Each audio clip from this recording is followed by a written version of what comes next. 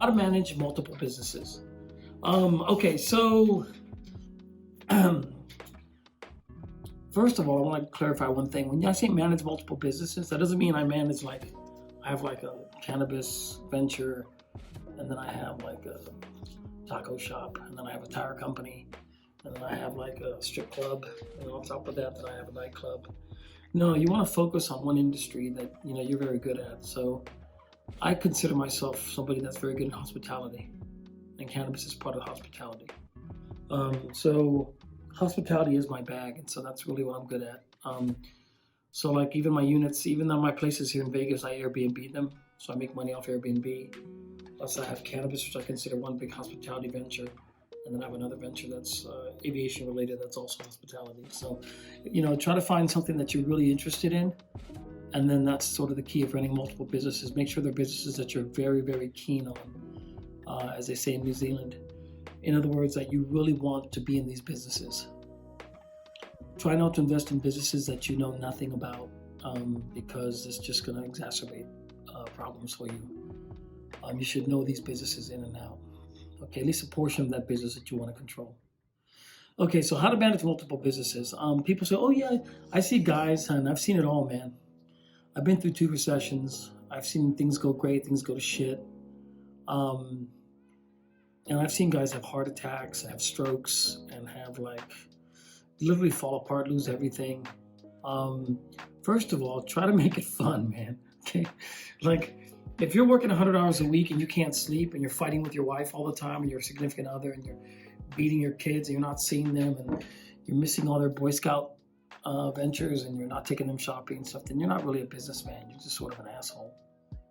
Like Steve Jobs. I mean, I don't know him personally, never met the guy, but I've read stories, and I'm not sure they're true. A lot of it could be urban myth, but if it is true that he missed his daughter's graduation and was never there to take, I mean, that's a crock of shit. I mean, seriously, dude, I mean, that's just stupid.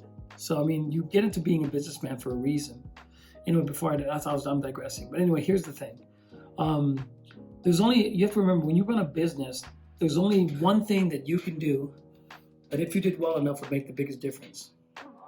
And that's what you should do. Right? So in other words, I'm looking at a growing facility. I'm not going to go in there and try to grow, try to give advice to the grower there, to the head grower.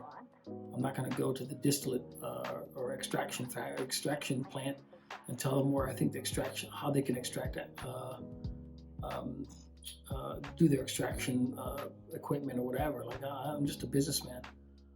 I just want to know what's not working, what can I fix, how much will it make me if I fix it, and I divide it into the price of the equipment. I decide what the payback period is, and then I decide whether to buy it or not.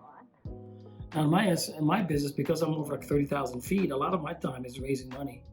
So I'm very good at talking to my investors and getting them handled. Some years better than others, but for the most part, that's my job, is to raise the capital, put together the project, and then fund it. And then I oversee it.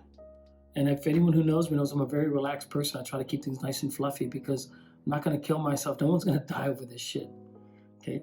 So I try to stay on top of it. Okay? Number 1 is to focus on what you know. Number 2, hire the right people. When I mean that, hire the people that you trust as much as possible. Get people that you know will do the work, and that will do good work, and that will keep it fun, and that you trust them and keep them close to you. And then try to let them do their jobs. Don't get involved. Don't get in the middle of their conversation, second guess them. Let them do the talking, and then let them talk to you. And as long as you trust them, you can relay information back and forth. I try to keep myself to about 4 or 5 people max. Back in the 2000s, when things were cracking, I had 12 hotels under development. I had 6 hotels that I owned, and I was doing all kinds of shit. I met a guy who ran a $12 billion hedge fund. And he told me, he goes, man, I can run the world with 5 people. And I thought about that. I was like, yeah, me too. 5 good people. So I try to keep a very small circle. That keeps my phone from being off the hook. People don't really get a chance to talk to me unless they're going to sign a paper to give me their business, or I'm signing to take over theirs. Otherwise, I talk to Nap and Jason and Tony and my brother. Keep shit simple. Okay, the third thing, and I wrote this down, well, expect but inspect. Inspect everything. Watch over everything. Be on top of your businesses. I've learned this much. Anytime somebody tells me that I'm micromanaging, it's because they're either stealing or trying to steal from me. Because there's no such thing as micromanaging when it's your business. I mean, it's your risk. You put the money up. So I mean, like, there's no such thing as micromanaging. If I own the business, I get to find out everything that's going on with it. I know the books. I check the inventory. I double check everything. I make surprise visits. I have other people come check on my businesses that my people don't know about. I just want to make sure everything's kosher because anything can happen in business, and the most compassionate thing you can do is make money.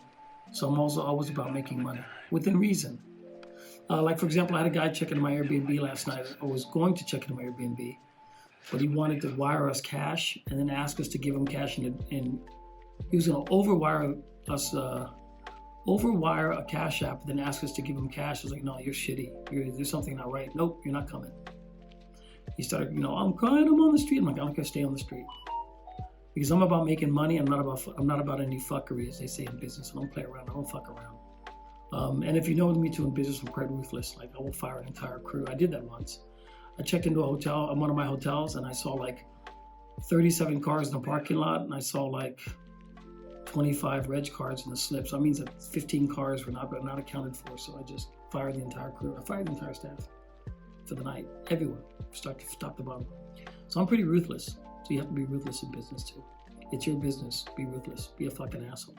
Oh, by the way, if you're not being an asshole in your business, somebody's being an asshole to you. Just be a fucking man. Run your businesses like a man. All right, that's it. Take care.